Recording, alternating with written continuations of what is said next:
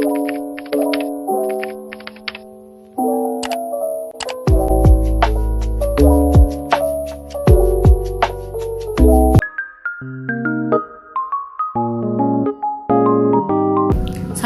warahmatullahi wabarakatuh. Perkenalkan, nama saya Amelia Sulistiawati dari kelompok 5. Faktor-faktor kemajuan dan kemunduran peradaban Islam di dunia. Pada masa pemerintahan Al-Ma'mun pada tahun 813 sampai 833 Masehi, ia mendirikan Bait Al-Hikmah di Baghdad yang menjadi pusat kegiatan ilmiah. Pendirian sekolah yang terkenal ini melibatkan sarjana Kristen, Yahudi, dan Arab, mengambil tempat sendiri terutama dengan pelajaran asing seperti ilmu pengetahuan dan filosofi Yunani, hasil karya Galen, Hippocrates, Plato, Aristoteles, dan para komentator seperti Alexander atau Aphrodis, Themistocles, John Philoponus, dan lain-lain. Sementara di Cordova, aktivitas ilmiah mulai berkembang pesat sejak masa pemerintahan Abdurrahman yang kedua pada tahun 822 sampai 852 Masehi. Ia mendirikan universitas, memperluas dan memperindah masjid. Mereka mengingkari adanya pengaruh dan kontribusi Islam beserta peradabannya dalam membangkitkan Eropa modern sebagai negeri asal bangsa Barat dan memantapkan puncak kemajuannya. Sejarah Islam di benua Asia, benua Afrika, Amerika, Eropa, dan Australia. Yang pertama ada perkembangan Islam di benua Asia, yaitu India. Islam masuk ke India pada abad ke-7, kemudian agama Islam dapat berkembang dengan pesatnya di sana. Kerajaan-kerajaan Islam di India diantaranya sebagai berikut. Yang pertama ada kerajaan Sebaktakin, yang kedua kerajaan Gaji, yang ketiga kerajaan Mamalik, yang keempat kerajaan keturunan Khilji, dan yang kelima kerajaan Talgap. Selanjutnya ada Pakistan. Pakistan merupakan negara yang memisahkan diri dari India pada abad ke-13 sampai dengan abad 15. Selanjutnya ada Afghanistan. Agama Islam masuk ke Afghanistan sejak masa Khalifah Umar bin Khattab. Pada masa Khalifah Utsman bin Affan, Islam telah masuk ke Kabul, dan pada tahun 870 Masehi, Islam telah mengakar di seluruh negeri Afghanistan. Perkenalkan, nama saya Novasta Fitri Ferdiansah. Tiongkok, agama Islam masuk ke wilayah Tiongkok sekitar abad ke-10, yaitu langsung dari bangsa Arab dan para saudagar yang datang dari India. Agama Islam masuk ke Tiongkok melalui perdagangan darat dan laut yang disebut Jalan Sutra. Ketika kerajaan Pasai ditaklukkan Thailand, Raja Zainal Abidin dan orang-orang Islam banyak yang ditawan. Filipina berdasarkan catatan Kapten Thomas Port tahun 1775 Masehi. Orang Arab yang mula-mula masuk pulau Mindanao atau Filipina adalah Mubalik yang bernama kebungsuan pada abad ke-15 Masehi. Sedangkan yang menyebarkan agama Islam di Pulau Sulu ialah Syed Abdul Aziz atau dikenal juga Sidi Abdul Aziz dari Jeddah.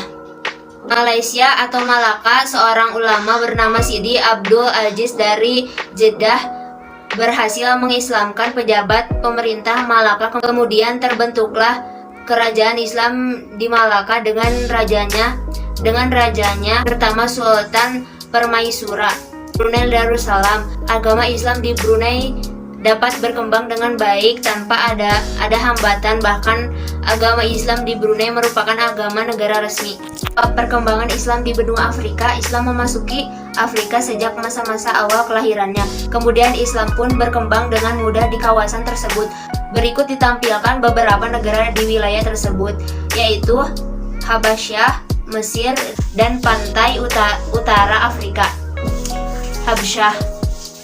Ketika kaum muslimin di Makkah mendapat penganiayaan dari kafir Quraisy yang kian hari kian meningkat, maka pada hari itu Nabi Muhammad SAW memerintahkan kaum muslimin baik laki-laki maupun perempuan untuk berhijrah ke Habsyah, karena di Habsyah tidak ada perbuatan sewenang-wenang dan penganiayaan dari pihak pemerintahannya. Mesir pada masa Khalifah Umar bin Khattab, Mesir ada di bawah kekuasaan Bizantium. Masyarakat Mesir sedang dilanda perpecahan dan pertentangan antara berbagai mazhab dan aliran agama Nasrani. Perkenalkan, nama saya Rizka Agustin dari kelompok 5. C. Afrika Utara. Pada masa jayanya kerajaan Romawi, daerah Afrika Utara ini termasuk sebagian dari jajahannya yang terbagi dalam 5 provinsi, yaitu Provinsi Barca, Kanasalia, Tripoli, Mauritania, dan Numidia. Dan yang ketiga yaitu perkembangan Islam di benua Amerika. Menurut beberapa pakar sejarah dan arkeolog, Islam termasuk ke benua Amerika jauh sebelum Columbus menginjakkan kakinya di sana pada 21 Oktober 1492. Sejak tahun 900 Masehi, Amerika merupakan negara demokrasi liberal sekaligus sekuler atau menganut prinsip pemisahan antara agama dan negara. Separation of Church and State, namun sangat luas memberi kebebasan beragama bagi rakyatnya.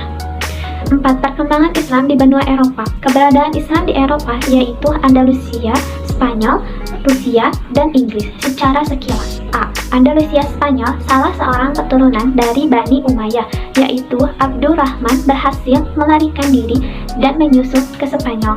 B. Rusia sampai akhir abad ke-10 Masehi, orang-orang Rusia masih menyembah berhala. C. Inggris termasuk salah satu negara yang cukup bagus perkembangan Islamnya. Hal ini didukung dengan pemindahan Universitas Islam Toledo di Spanyol ke Inggris. Sejak itu, Inggris mempunyai universitas Cambridge dan Oxford. Mozaraves salah satu tokoh yang amat berjasa dan aktif dalam penyebaran ilmu pengetahuan agama Islam. Kenalkan, nama saya Fitra Kofian. D. Masalah kemajuan peradaban Islam di dunia. Ada beberapa jenis pemetaan periode sejarah Islam menurut para ahli. Salah satunya adalah periodisasi menurut Harun Nasution. Menurut beliau, sejarah Islam dapat dibagi menjadi 3 periode besar, yaitu periode klasik, pertengahan, dan modern. Periode klasik meliputi masa ekspansi integrasi atau penyatuan wilayah dan masa keemasan Islam, dan masa desintegrasi. Periode pertengahan juga memuat 2 masa, yaitu masa kemunduran 1 dan masa 3 kerajaan besar. Para imam muslim pada umumnya menguasai lebih dari satu bidang keahlian, sehingga karya mereka juga menghiasi berbagai bidang keilmuan. Berikut uraikan secara singkat beberapa keilmuan yang mengalami kemajuan di berbagai wilayah kekuasaan Islam beserta para pakar di bidang masing-masing. Yang pertama, ada kemajuan intelektual. Intelektual dibagi beberapa menjadi bagian ini. Ada filsafat, kedokteran, astronomi, matematika, fisika, kimia, sejarah, geografi, dan geometri, kesenian, bahasa dan sastra, perpustakaan, fikih, tasawuf. Beberapa ilmuwan muslim dan karyanya. Yang pertama, Al-Batani 858 sampai 929 Masehi. Al-Batani sekitar 858 sampai 949 juga dikenal sebagai Al-Batanius, ada seorang ahli astronomi Arab dan matematika dari Arab. Yang kedua, Ibnu Sina 980 sampai 1037 Masehi. Ibnu Sina dikenal juga sebagai Avicenna di dunia barat, adalah seorang filsuf, ilmuwan, dan juga dokter kelahiran Persia. Kenalkan, nama saya Siti Fatimatul Zahra. C. Ibnu Rusyid tahun 1126 sampai dengan 1198 Masehi. Abu Walid Muhammad bin Rusyid lahir di Cordoba atau Spanyol pada tahun 520 Hijriah atau 1126 Masehi. Dikenal dengan sebutan Averroes. Ia mendalami banyak ilmu seperti kedokteran, hukum, matematika, dan filsafat. Ada juga kemajuan budaya dan seni arsitektur.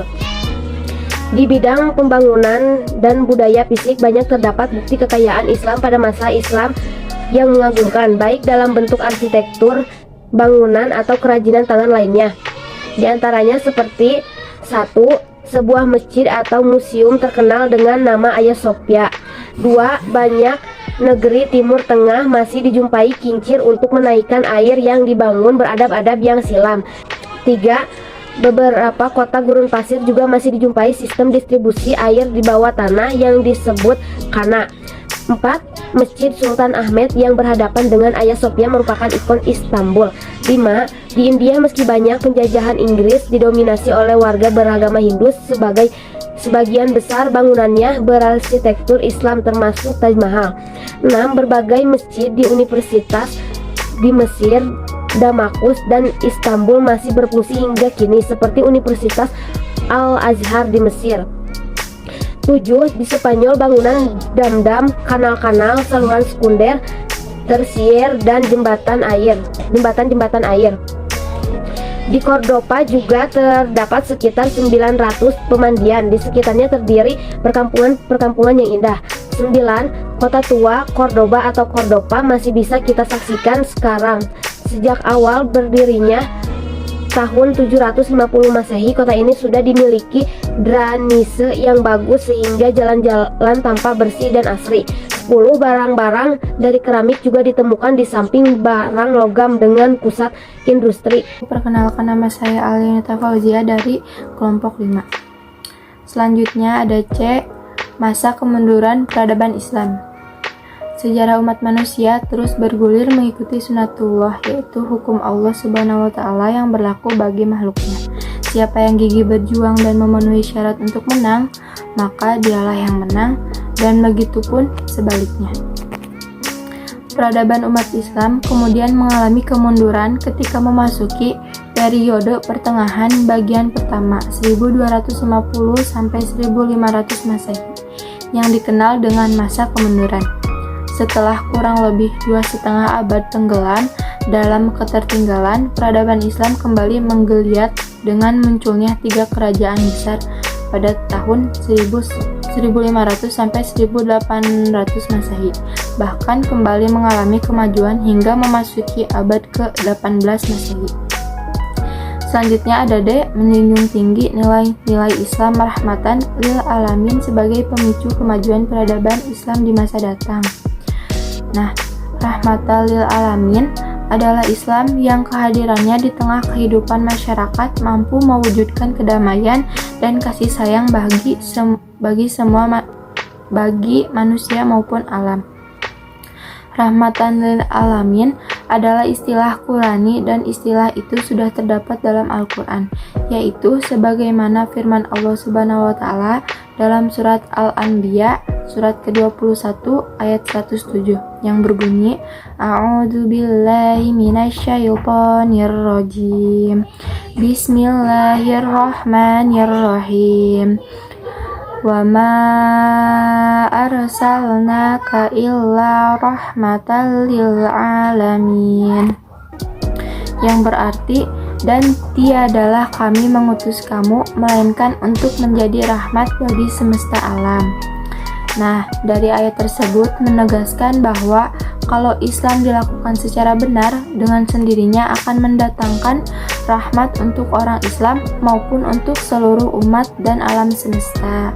Mohon maaf apabila ada kesalahan dalam mempresentasikan. Wabillahi taufiq wal hidayah. Wassalamualaikum warahmatullahi wabarakatuh.